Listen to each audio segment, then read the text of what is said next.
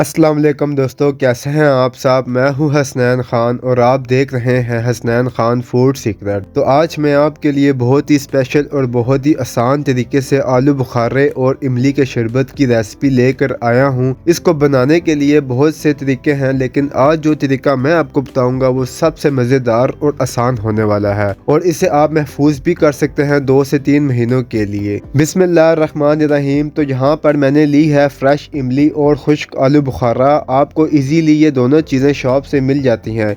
Measurement की इसमें कोई बंदिश नहीं, जितनी मर्ज़ी आप ले लें। मैंने 1 प्याली इमली और 1 प्याली आलू बुखारा लिया है। 3 से 4 कप पानी डालकर इसको हम 5 घंटे के लिए रख देंगे। अगर आपको जल्दी सब करना है तो गर्म पानी में आधे घंटे के लिए भिगो देंगे।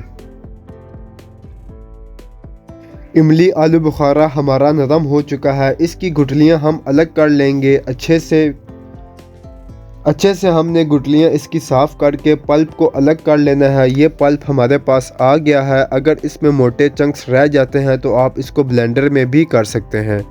यह हमारे पास कम से कम 3 गिलास पल्प है। पैन में पल्प ऐड करेंगे।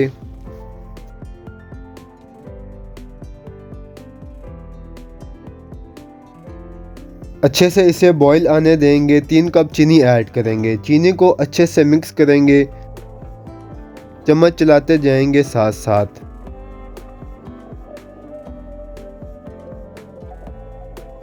अब इसे हमने हाई फ्लेम पर पकाना है और इसमें जो पानी है हम इसको ड्राई करेंगे। यहाँ पर काला नमक आधा खाने का चम्मच ऐड करेंगे। अब इसकी अच्छे से पकाई करेंगे। अब ये हमें कितना गाढ़ा चाहिए है ये मैं आपको बताता हूँ। तो माशाल्लाह से इतना गाढ़ा हमें चाहिए। ठंडा होने पर ये और गाढ़ा हो जाएगा। इसे आप किसी भी जार या बोतल में 2 से 3 महीनों के लिए महफूज करके रख सकते हैं।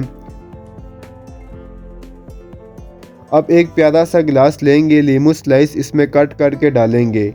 2 से 3 पत्ते पुदीने के डालेंगे खूबसूरती के लिए। अब इसमें शरबत ऐड करेंगे टेस्ट के हिसाब से।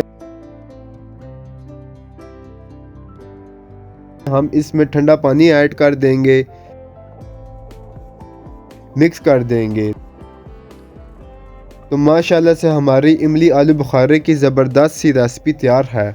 अगर आपको हमारी ये रेसिपी पसंद आई है तो इसे एक बार घर पर ज़रूर बनाकर ट्राई करें। उम्मीद है कि ये आपको बहुत पसंद आएगी। अगर आपको हमारी वीडियोस पसंद आती हैं तो लाइक, शेयर और कमेंट करें। मेरे चैनल को सब्सक्राइब करें। हसनैन ख़ान को इजाज़त दें। अगली वीडियो तक अल्लाह हाफ़िज़।